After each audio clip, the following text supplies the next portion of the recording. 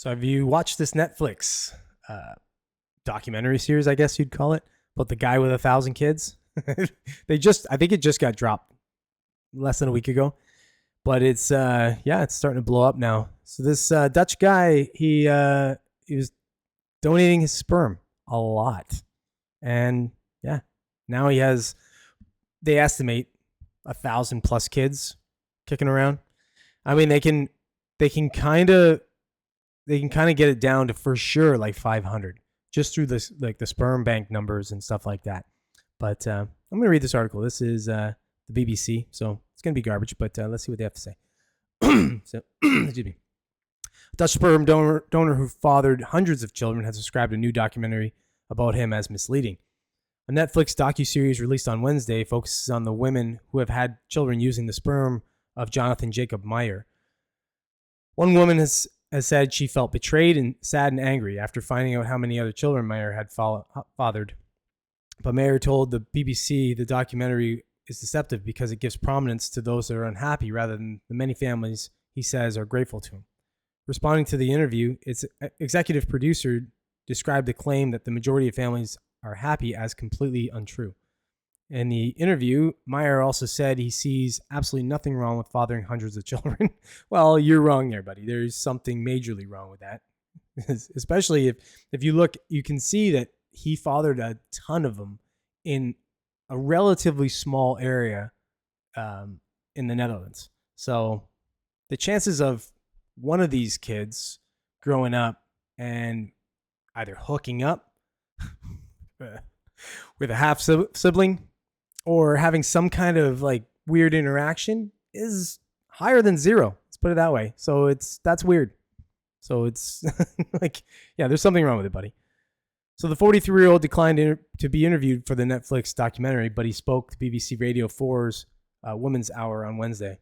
They deliberately called the documentary The Man with 1,000 Kids when it should be the sperm donor who helped families conceive with 550 children, he told the program. So already from the start, they're deliberately deceiving and misleading. He continued, I think Netflix did a great job at selecting 5 families who are unhappy out of the 225 families that have helped. And the other families, will definitely tell you something else. Netflix told Women's Hour it would not comment on Meyer's interview, but Natalie Hill, the documentary's executive producer, did speak to the program.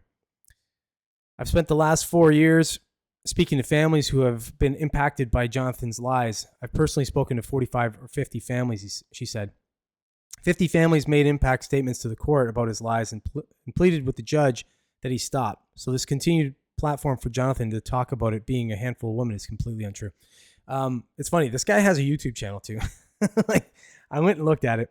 So when they're showing it in the documentary, they're showing like you can see the views of different videos, and it's like 100, 200 views max. So he's doing like a blog, like a travel blog, essentially. I guess he's a musician too. Doubt a very good one.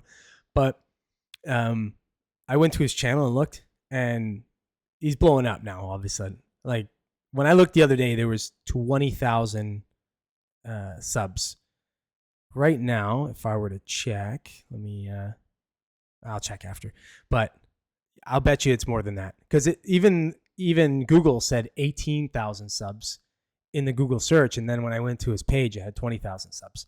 So he's just blowing up. People are just subbing to his channel and they're watching his videos. He's got hundreds of thousands of views on videos. So this guy can't be unhappy about this documentary, because there's going to be a certain amount of people that are going to hate on him for doing this. But then there's going to be other people that are going to be all like, rock out with your cock out, buddy. So I think this is good for him. I think it's hilarious. I think it's not good for humanity, because if you see this guy, let me see, where is this? Well, there's his face. There's part of his face anyway. He's a bit of a weird looking dude. I don't know. He looked like a cute kid, and that's why I think people were picking him for sperm donor. But there's gonna be a lot of kids running around, or a lot of people running around looking like this guy. So I don't know if that's good for humanity or not. Like I said, 1,000 or more people with the same father running around and maybe copulating. That could be a problem for our future genetics. Might be a little bit of idiosyncrasy going on here, or idiocracy. Sorry, I'm I'm stupid.